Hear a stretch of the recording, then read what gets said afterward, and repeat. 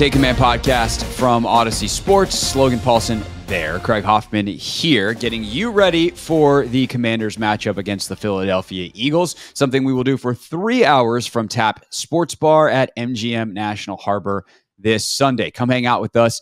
Doors open at 11. Show starts at 10. So if you want to hang out online, easy to do. On YouTube at the Team 980 and at 1067 The Fan, of course, on the radio on both stations for the Take Command pregame show. And then doors open at 11 at Tap Sports Bar if you want to come hang out and say what's up in person. All right, Logan, that leaves us with the Philly offense versus the Commanders defense. Watching Jalen Hurts this morning, I'm reminded of, kind of what makes him special, the mobility. And then the thing I think is underrated with him is the accuracy. Now, decision-making is something that we'll obviously get to, and he'll put some balls up in areas where defenses can get him. But I think when you have the combination of what he can do in the run game and the fact that when he does throw it, the ball's going to be where it's supposed to be most of the time is what makes him so dangerous. Then the question is he making the right decision? And by example, like the interception he throws in the end zone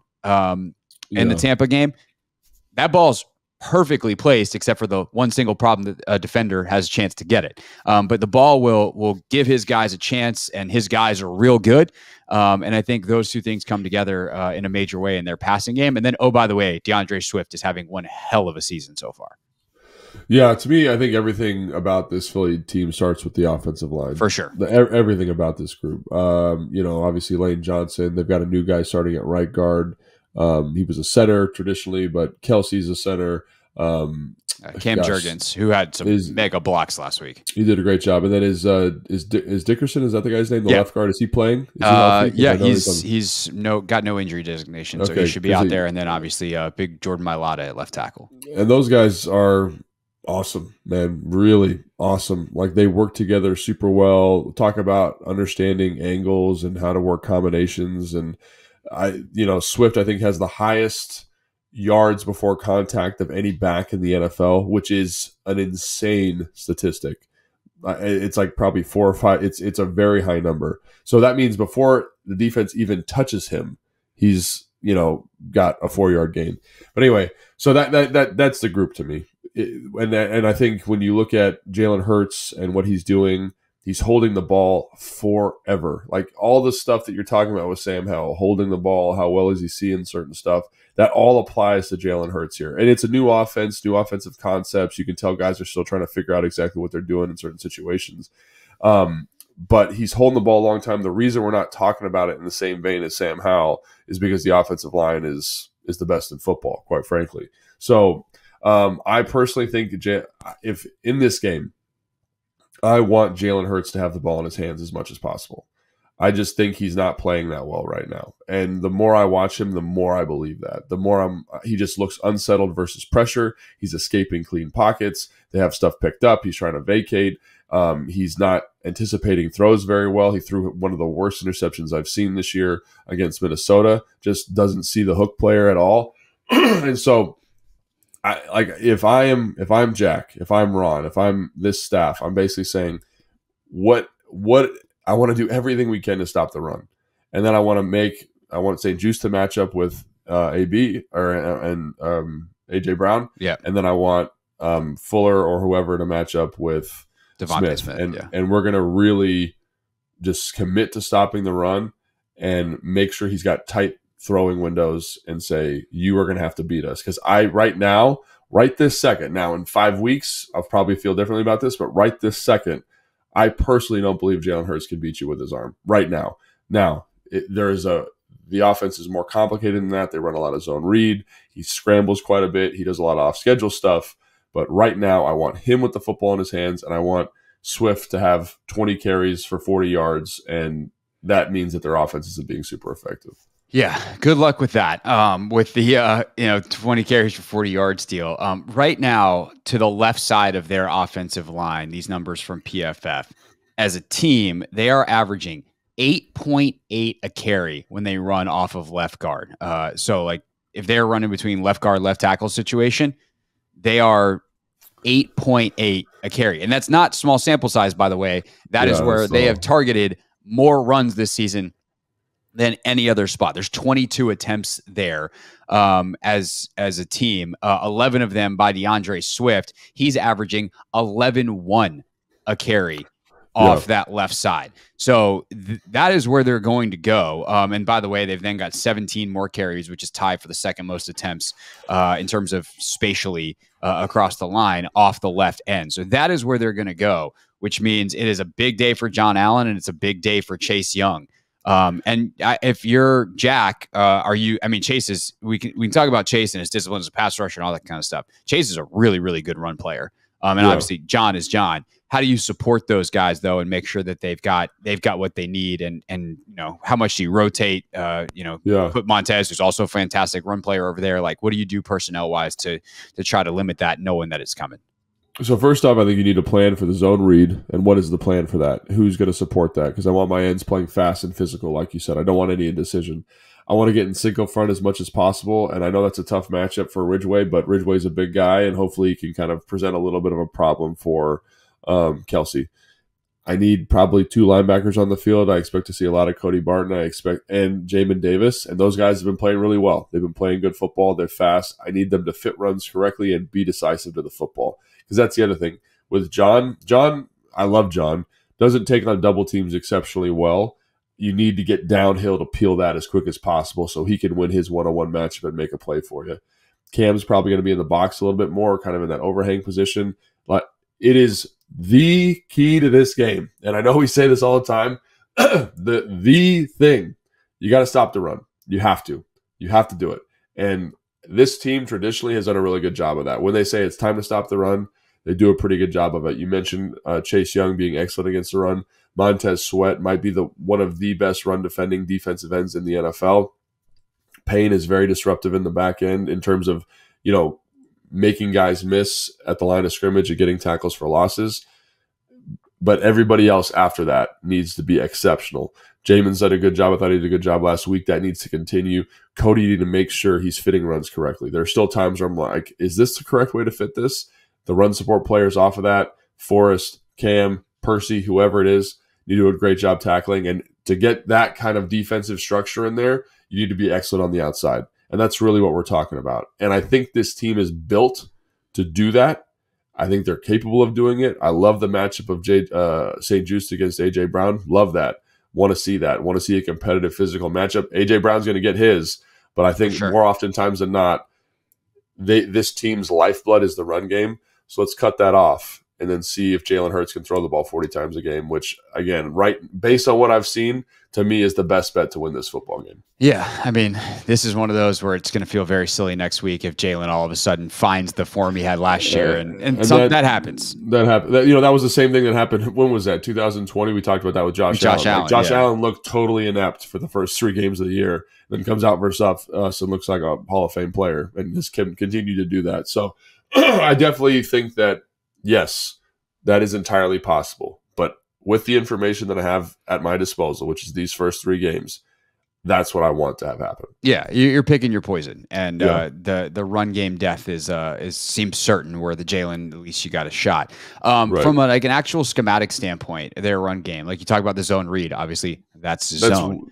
That's one part of it. Yeah. What else are they doing? Because I had such like Kendrick Golston came on the show. Nice. Last week, and Big Ked had such a great answer when talking about the Cinco front and like why it's so effective. And he's basically like, it is impossible to get angles as an offensive line for your double teams. And so obviously that is something that against certain run schemes is way more important than others. So how does that matchup go in terms of like what Philly's doing in their actual run game? Are they running powers and gaps and all these kinds of things? Or are they mostly like a zone team? And how do the different fronts that Washington run or how do the fronts, how does what Washington's trying to do affect that Philly attack stylistically? So basically the runs that they've been most effective with, at least that I've seen, they've been kind of this outside zone, and there is a little bit of zone read, an element to it, but it's outside zone, tight zone. And what I love about the Cinco front is basically instead of you saying, for example, in a traditional outside zone, let's say the tight end's to the right, you're going to get a 6 technique, which is a guy head up on the tight end.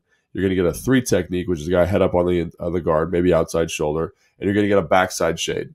So in that look, right, the person that is most stressed is the front side guard because they're going to be in a one-on-one reach block with a 3 technique, right? Sometimes people bring the center across, whatever, to get into combination there. But at the front side of that run, you get a double team with the tackle, okay? And you can get potential help from the center, depending on how you want to call it. Mm-hmm. In a single front, you basically say, center, you can't help the guard no matter what. Tackle, you are in a combination with the tight end, but now we get a single for the center, a single for the guard, and I like our singles. I like Deron Payne versus Cam. What's his name? Cam Jurgens. Cam Jurgens, yeah. Cam Jurgens in a one-on-one situation, and I basically, because of that nose guard, have ensured a one-on-one with Deron versus outside zone. So that center has to reach Deron, get to his outside shoulder, get his head outside, and I don't think he's going to be able to do that more often than not. Now, the thing that gets me is, like, can Kelsey beat Ridgeway? Yes. But the problem is that backside guard, if you're in a single front, can't just leave John Allen because the backside tackle can't cut him off because you've got 2 3s and a nose. So to Kendrick's point, that's exactly right. Now, there are other runs you can run to kind of help mitigate some of that. We've talked about pin pull, how that's been effective against this group. Duo's okay. But again, when you get that 5-man front, combinations become really hard to come by. Philly has done a good job of finding them by getting into multiple tight end personnels, which they've not done as much this year. Because when you get multiple tight ends or you bring an extra offensive lineman in, you basically get unbalanced and the front has to shift. Now you get more combinations. But so far this year, they haven't done a ton of that. So I really believe that single front, if the linebackers are playing well, should be a good solution here. Well, that's a big if, because Barton has been very hit or miss. He's playing, He's getting better, but it still hasn't been great by any stretch. And then there's the other factor for their run game, which is you have to be wary of Jalen at all times. And that can change the numbers instantly because 100%. they do not just run zone read. Like, they will run quarterback power. They will run quarterback sweep. Like, they will do stuff to get Jalen out in space as a runner without just the, hey, let me read this unblocked defensive end and see if he goes and chases the running back and then run where he left. Your basic simple zone read stuff. They do a lot with him in the run. Or they won't do they won't necessarily give him 10 design carries. They did this last game, yeah. But there's a lot of different stuff you have to be ready for because it's all in the playbook. Correct. Like against New England, for example, and New England does a great job after a turnover. They're in their own territory. It's 3rd and 13, and they run a quarterback power for a first down. Philly does, right? And it's Jalen Hurts just being big and strong, getting downhill. If you watched the Tampa Bay game, I want to say it was it was either Swift's first or second long run. So the back's offset to the left with the tight end left. So they set the front strength to the left. So the 3 techniques left, the 6 techniques left, and then what's that linebacker's name? Number 54 for Tampa Bay. Anyway, he's on the ball. He's on the line of scrimmage, which is a weird look. It's not a traditional look, but you're doing that because basically you're taking away the zone read by having that player there because the quarterback has to read the end, but now you've got a guy for the back over there. So great. You've Levante David. Thank you, Will. So you've accounted for that guy. You've accounted for the zone read. The problem is because the front is shifted to the left, you've got the other linebacker, White, up in the A gap on the other side in a one-on-one with Cam Jurgens. So they're like, okay, we're just going to run it to the right.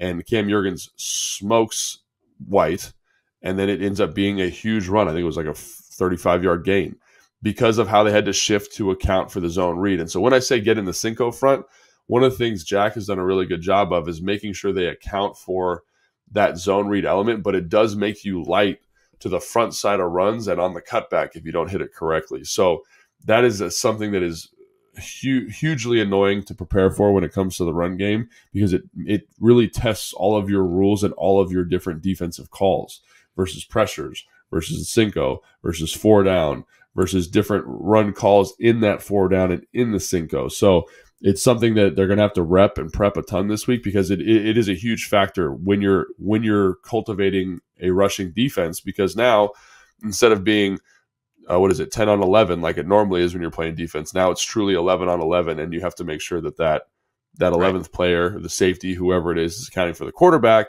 if he's accounting for the quarterback, you're light in the pass coverage. So it is this really crazy paradigm in terms of being effective in all aspects of this game. The last thing that I'll just mention real quick on the way out is you also got to be more aware of the run with them in situations where it would be obvious passing. Like they ran for a first down on a 3rd and 6 the other day. That's the kind of stuff that you got to be aware of. Is like we talked in the Washington offense segment about how this is not a team that should come out it should come out and just try to run the ball 30 times, because that's not who they are as an identity. They don't own it. They don't have the blood, sweat, tears, all that kind of stuff in the way that a team like Atlanta does. You could have said like a team like Philly does. Like this is who they are offensively. This is what they want to do down in, down out. And if you give them the opportunity, they will take it. So anything, 3rd and 6, even if you give them a lane, they'll go take it. And so I think that's just something like another thing to be aware of for this defense situationally that they have to consider.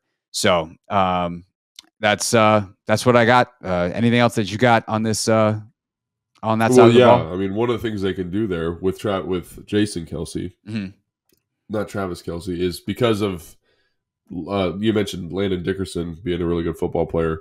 They basically use Kelce in certain situations, like on that draw you're describing, as a fullback. They block down. Yeah. He's fast enough to get up in space, and he can block linebackers, and that's another very valuable resource to them that needs to be accounted for. So I think we've kind of hit the main talking points, but yeah, you got to stop the run versus this team. And like you said, it's part of their DNA, it's part of their identity.